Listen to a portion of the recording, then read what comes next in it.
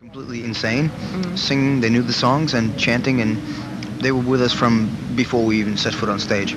So Yeah. it makes it much easier, of course, and that much more enjoyable.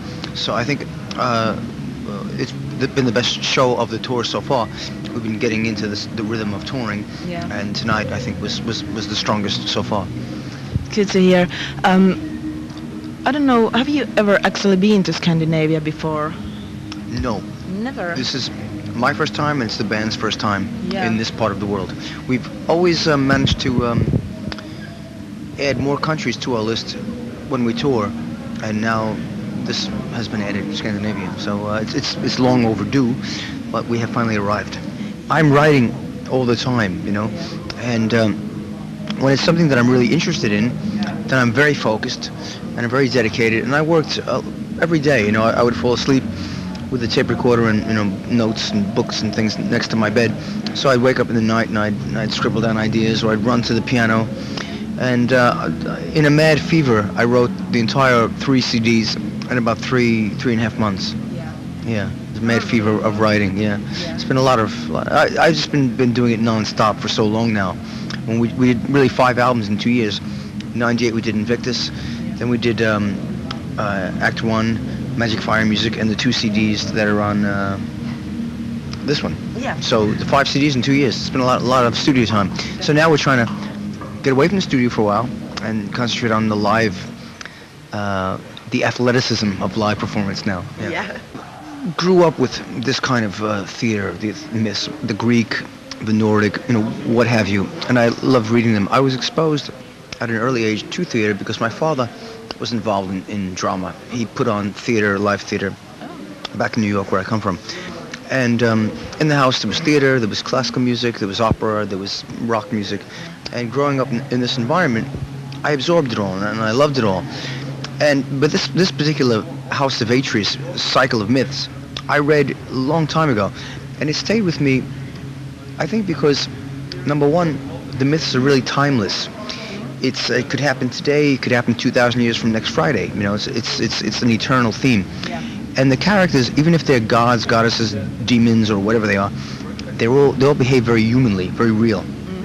So I'm not interested in giving history lessons, Yeah. I'm interested in current life. But those myths, I can use them as a platform, a jumping off point for what I want to say, what kind of commentary I want to make about modern life, my life, the shape of the world today. So they're very good because they're classic and timeless. Where does this Virgin Steel name come from? Yeah, it's all First place. it's all part of that, and I think the idea was a fresh approach, something new, forged in the flames of Hades, or the flames of adversity, pulling the sword from the stone, Excalibur, a new lease on life, this kind of a thing, and the fresh sword coming straight out of the furnace and slicing through all the bullshit in life, and that kind of thing. You are making lots of this music and lyrics, and well, actually all of it, I think. Does the other members have anything to say to your music? Um, I do occasionally write with the guitarist Edward Pacino. We do co-write some things. We have a very wonderful working relationship.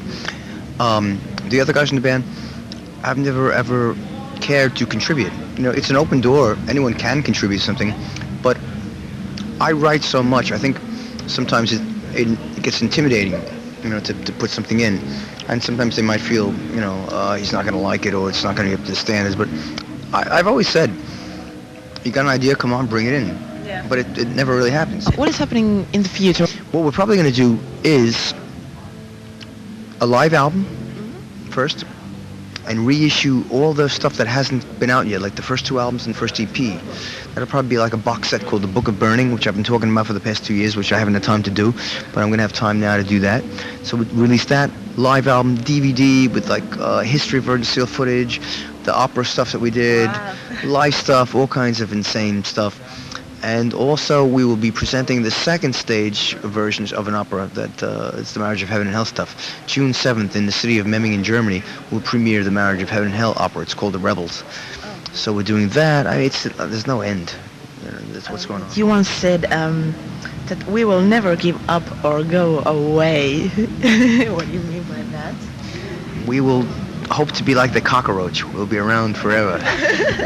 Yeah, let him die well. Yeah, I don't, as long as I'm breathing, and as long as I'm physically capable of doing this, Yeah. I'll be doing it. Yeah, and Virgin Steel, it's become a way of life. It's a extended family. People who've been in the band, people who are in the band, and the door is open. If anybody who in the past wanted to come back in some capacity, that possibility is there. Yeah. So hopefully we will continue and be like these 70-year-old blues guys, B.B. King and stuff, still going. And when can we see you in Finland? I would hope that we could come on the next European visit, but that would depend on, I guess, the agency and the agencies in Finland. If there's a demand for us to come and whatnot, I mean, I'll go anywhere. I don't care. I wish you many happy years and a really happy tour after Thanks. this. And it was really nice to meet you. And Nice to you meet on you. your show. Thank you. By the gods, my friends, David DeFeis from Virgin Steel here. You are watching the 666nd show on Moon TV, the only place where you can see true power metal. Yeah! Stay tuned for more.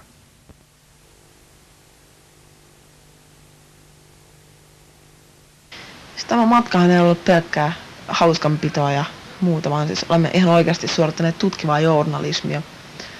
Eli selvitimme, mikä on heviskenne Ruotsissa. Ja nyt voin suoraan sanoa, että sekä Harri, kuvaaja, että minä ja mukanamme oleva SFPn toimittaja Lauri, olemme kaikki sitä mieltä, että on kyllä onni syntyä Suomeen, ainakin jos heavy metallista dikkaa. Nimittäin Ruotsissa tuoppi heavybaarissa maksaa 44 kruunua.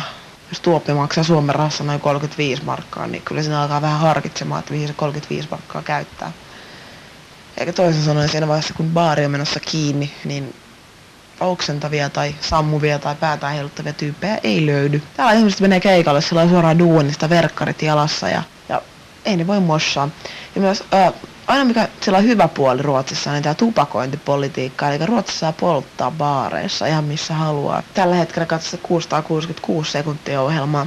Ruotsin kanavalla ei näytetä minkäännäköisiä heavy-videoita. Siis siellä on myös musiikkikanavia, mutta siellä ei pahemmin pyöri mikään, että näyttää vähän siltä, että 666 sekuntia on Skandinavian ainoa metalliohjelma, joten jos katsot siellä, olet erittäin etuoikeutettu.